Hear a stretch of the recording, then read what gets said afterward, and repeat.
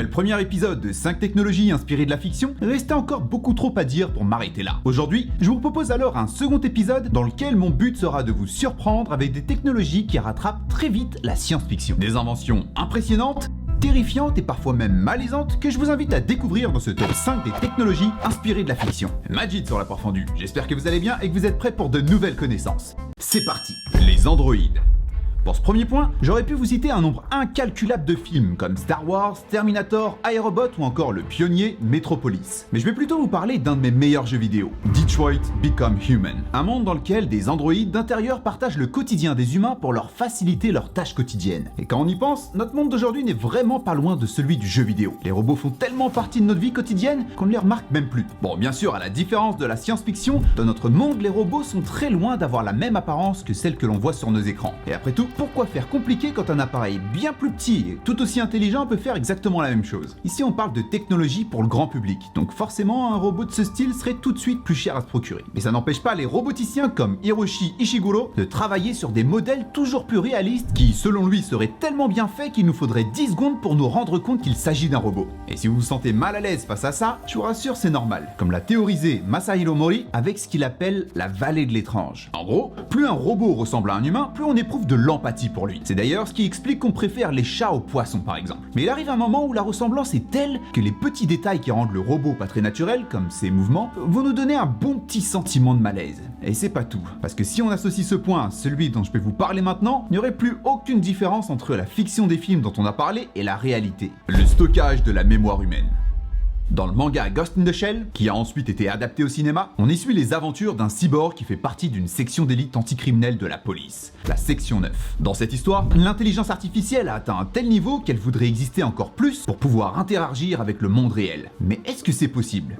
Je sais pas. En tout cas, les idées ne manquent pas. D'ici une dizaine d'années, une technologie en cours de développement rendrait possible le transfert de nos souvenirs et nos compétences intellectuelles grâce à des nanorobots qui scanneraient l'intérieur de notre boîte crânienne pour les envoyer ensuite sur Internet. Dans la même idée, le projet Avatar 2045. Transférer un esprit humain dans un hologramme humanoïde d'ici 2045. Pour comprendre la complexité du projet, il faut savoir que notre cerveau compte environ 100 milliards de connexions qui sont interconnectées par jusqu'à 10 000 connexions chacune. Ce qui fait 10 000 fois 100 milliards de connexions. Et même si ça peut paraître étonnant, il est possible de reproduire informatiquement autant de données. C'est d'ailleurs ce qui est en train d'être réalisé par le projet IBM Blue Brain. Mais là où ça se complique, c'est dans tous les échanges chimiques et électriques qui se produisent entre ces neurones et qu'on est encore loin de comprendre. En gros, transférer et numériser un cerveau, c'est possible, mais simuler un cerveau, c'est quelque chose d'un tout autre niveau. Et à vrai dire, sa complexité est tellement difficile à appréhender que beaucoup pensent qu'il ne sera jamais possible d'y arriver. Puisque pour ça, il faudrait penser une intelligence supérieure à notre propre cerveau, ce qui est impossible vu qu'on est limité par sa propre intelligence. Mais il y a peut-être une solution, l'intelligence artificielle. Si l'intelligence artificielle est capable de s'auto-alimenter, elle pourrait alors se connecter à d'autres systèmes d'intelligence artificielle pour créer un réseau et devenir plus intelligent que les humains. C'est ce qu'on appelle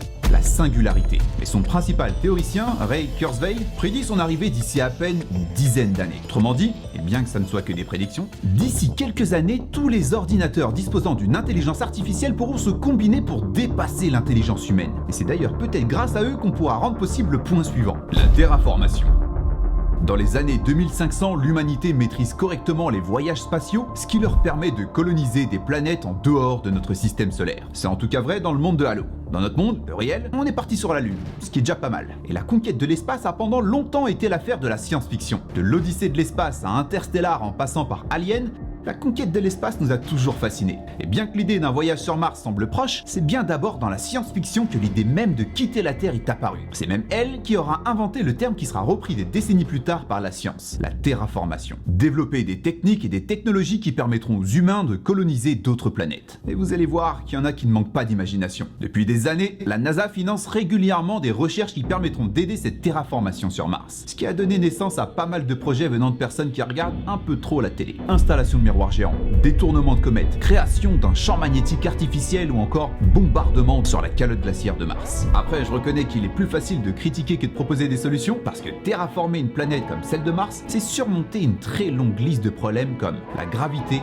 la température, le champ magnétique et le pire pour la fin, l'atmosphère de Mars. Le premier des problèmes que les chercheurs tentent de régler, c'est celui du manque d'oxygène. L'atmosphère de Mars est composée à 96% de dioxyde de carbone, et respirer sans combinaison est plus un rêve qu'un projet pour l'instant. Et pourtant, des chercheurs du monde entier tentent de développer des technologies dignes des plus grands films pour y créer de l'oxygène. Pourquoi ? L'eau. Sans assez de pression dans l'air, l'eau passe directement de l'état de glace à l'état de gaz. C'est ce qu'on appelle la sublimation, qu'on peut aussi voir sur Terre avec de la glace carbonique par exemple. Et Mars, qui a 7 millibars de pression, est à la limite pour que l'eau puisse passer par la forme liquide. Pour remédier à ce problème, les technologies en cours de développement sont par exemple le robot Perseverance, qui a prouvé pouvoir créer de l'oxygène à partir du dioxyde de carbone martien, mais il y a aussi les cyanobactéries, de petites bactéries qui font de la photosynthèse en utilisant la lumière du soleil comme source d'énergie et rejettent ensuite de l'oxygène. D'ailleurs, sur notre propre planète, ce sont ces toutes petites choses qui ont modifié la chimie des océans et l'atmosphère de la Terre entière, qui a permis de développer la vie complexe comme les animaux. Il est donc normal de les envisager pour être cultivés sur Mars, pour donc produire de l'oxygène, mais aussi de la nourriture. Même si la terraformation n'est pas pour demain, le rêve de l'exploration de Mars apparaîtra donc sûrement bientôt à la télé. Et non pas dans un film, mais probablement en direct. Les rêves lucides. Dans Inception, on y découvre le rêve partagé, une méthode d'espionnage permettant d'influencer l'inconscient d'une victime pendant qu'elle rêve. Des personnes s'immiscent alors dans ce rêve qui peuvent modeler et contrôler afin d'y voler des informations secrètes. Mais des personnes proposent de pousser l'idée encore plus loin. Inception. Pénétrer dans le rêve d'une personne afin d'y déposer une idée qui l'influencera ensuite. Et aussi fou que ça puisse paraître, dans notre monde, une technologie similaire existe, et elle s'appelle Dormio. Alors ils n'en sont qu'à leur début, mais ces concepteurs disent qu'avec cet appareil, il serait possible de créer une forme de contrôle sur les rêves, en proposant des thèmes spécifiques qui influenceront directement ce que la personne endormie verra. Les créateurs de cet appareil partent du principe qu'un tiers de nos vies se passe endormi, mais que ça représente un moment pendant lequel il est possible, pendant les rêves, de développer des façons de réfléchir uniques et imaginatives. De façon concrète, cet appareil va entrer en action à un moment précis, la phase 1 du sommeil. En gros, c'est la phase de l'endormissement. Pendant cette phase, on est encore réceptif à ce qui se passe autour de nous. Et pour influencer les rêves des personnes, la machine va envoyer des messages audio. Comme dans ce cas, rappelle-toi de penser à un arbre. Une fois que la personne dort plus profondément, l'appareil les réveille légèrement et dit « Tu es en train de t'endormir ». Avant de poser la question, dis-moi à quoi tu penses. Et enfin, la machine demande une dernière fois « Étais-tu en train de dormir ?» Et une fois que le participant a répondu, la machine termine par « Rappelle-toi de penser à un arbre. Tu peux te rendormir maintenant. » Alors je vous rassure, en lisant ces articles, j'étais tout comme vous dubitatif, et je le suis toujours d'ailleurs. Mais n'empêche que les résultats annoncés sont très surprenants. 67% des personnes testées disent avoir rêvé d'arbres. Les hologrammes. Que ce soit dans Retour vers le futur pour de la publicité, Star Wars pour une conversation à distance, ou Iron Man pour tout, les hologrammes ont traversé tous les âges de la science-fiction et il est donc normal de finir par les retrouver dans la réalité. C'est d'ailleurs le cas depuis quelques années déjà, sauf qu'ici on est peut-être sur quelque chose d'encore plus impressionnant que la fiction. Un hologramme que l'on peut voir, mais aussi entendre et toucher. Cet appareil, contrairement aux autres, utilise principalement du son pour manipuler une petite boule de polystyrène qui viendra ensuite tracer les images. Comme on l'avait vu dans la vidéo d'Harry Potter, le son permet de maintenir de petits objets en lévitation. Et c'est exactement ce principe que cette machine utilise, grâce à deux bases équipées de mini-enceintes qui émettent des ultrasons et une lumière LED pour éclairer la boule de polystyrène. En changeant les ondes sonores, la boule se déplace alors dans les airs et il est possible d'augmenter sa vitesse à un point qu'une image commencera à se former. D'ailleurs, cette image, c'est de la vraie 3D, puisque c'est la boule elle-même qui va se déplacer dans l'espace pour former l'image, ce qui permet de la voir sous n'importe quel angle. À côté de ça, il est aussi possible d'utiliser les mini-enceintes pour émettre des sons audibles, tout en maintenant l'objet dans les airs, ce qui donne presque l'impression que c'est l'objet qui parle. 3, 2, 1, 0. Et comme si ça ne suffisait pas, la machine est aussi capable de créer des retours tactiles pour donner l'impression de toucher l'objet. Comme ici, sentir les ailes de ce papillon en s'en rapprochant. Le pire, c'est que cette machine ne coûte pas grand chose puisqu'elle est utilisée à partir de matériaux qui ne sont pas si chers que ça. C'est donc bien possible que l'on puisse commencer nous-mêmes à s'en acheter d'ici peu. En tout cas, c'est tout pour cette vidéo. S'il y a quelque chose à retenir, c'est qu'en étant devant nos jeux vidéo et nos films préférés, on est sûrement en train de regarder ce à quoi ressemblera le monde de demain. Je vous laisse mettre votre meilleur pouce bleu si cette vidéo vous a plu et n'hésitez pas à la partager pour aider la chaîne à grandir. Maintenant, comme d'habitude, c'est à vous de jouer. Si vous pouviez choisir la technologie d'un film pour la rendre réelle, ce serait laquelle? Dites-le moi en commentaire. C'est tout pour moi, je vous dis à bientôt pour de nouvelles connaissances. Peace.